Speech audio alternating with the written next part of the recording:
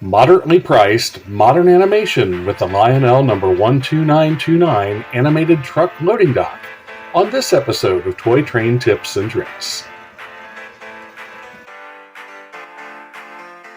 Early on in the history of toy train production, Lionel and other manufacturers realized the added interest and excitement of young model railroaders and spectators when accessories were added to the layout that represented real railroad activities, such as loading and unloading coal or lumber, milk cans, shipping crates, and other items.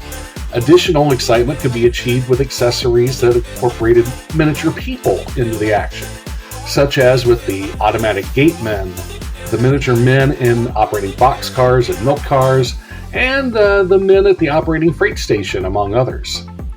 This tradition carries on to the present day as designers try to incorporate new ways to add human interaction into toy train layouts. Among the more modern examples of this is the Lionel number 12929 truck loading platform, also called the Rail Truck Transfer Station. This neat accessory was offered in 1996 and 1997 and deserves consideration on your layout. This accessory has gone somewhat under the radar among collectors and operators. In fact, I was completely unaware of this accessory until encountering it at a recent train show. When the seller made me an offer that I couldn't refuse, this new-in-the-box example came home with me. I planned to make an unboxing type video for this, but my son had other ideas. He was too excited to wait, and while I was distracted by another project, he had it fully assembled and running on the workbench in under 5 minutes. The accessory is simple but effective. On a covered loading dock adjacent to a rail siding, a worker with a handcart moves back and forth, simulating the loading and unloading of a truck on a loading dock. 2 incandescent bulbs provide a modest amount of illumination for the action. Access stairs are included, which can be placed on either end of the structure as needed for your particular installation. I was surprised by the relatively large size of the accessory, along with the comparatively low price for an operating piece.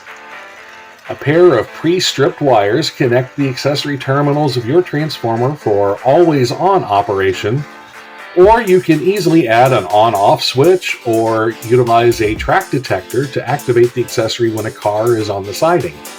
For my installation, I'm just using a simple on-off toggle. As designed, the lights operate only when the worker is activated. To overcome this, as well as the underwhelming illumination provided by the incandescent bulbs, I'm adding a separate strip of LEDs to provide always-on lighting for the safety of my worker, and so I can see what the guy is doing. I also plan to add an assortment of pallets and boxes to the dock to simulate a busier terminal. I'm adding my dock to my Menards Tide Factory complex, so I have 3D printed and painted a new sign with more appropriate lettering to fit over the original, kind of like a sleeve. This will allow me to return the piece to original condition should I wish. And yes, I love my Creality 3D printer and the enclosure that I keep it in. To access the mechanism for maintenance, you can remove 6 small screws on the bottom of the dock. Here you can see how the 2 wires power a small motor.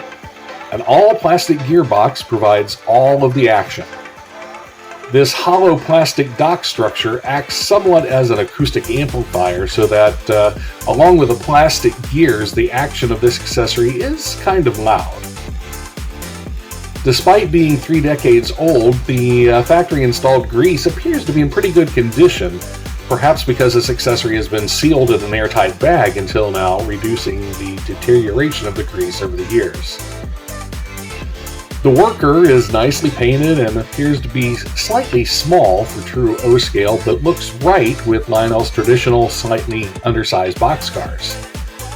The box and most photos I have seen depict the worker facing the track with the handcart, but to me it seems that it makes more sense to turn him around the other way, facing the dock to simulate loading or unloading a truck. He can easily be turned either direction as you wish. The pavement area of the loading dock needs to be slightly elevated to bring trucks up to the proper height of the dock. However, the dock does match Lionel's boxcars perfectly. A quick survey of eBay shows several examples of this accessory available for less than $35, a rather modest price for an animated piece. I paid $20 for mine. So there you have it, the Lionel number 12929 animated truck loading dock. A modestly priced, scale-proportioned, and modern animated accessory. While it's rather Spartan in detail, with a little imagination and the addition of some crates and some pallets, this accessory can easily be turned into the centerpiece of an active railroad scene. So keep this neat piece in mind for your layout. As always, I hope you enjoyed this video as much as I enjoyed making it.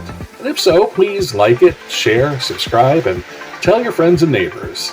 Be sure to check out the description of this video for links to the tools and supplies I used for this accessory. Keep your trains running and your accessories humming, and we'll catch you next time on Toy Train Tips and Tricks.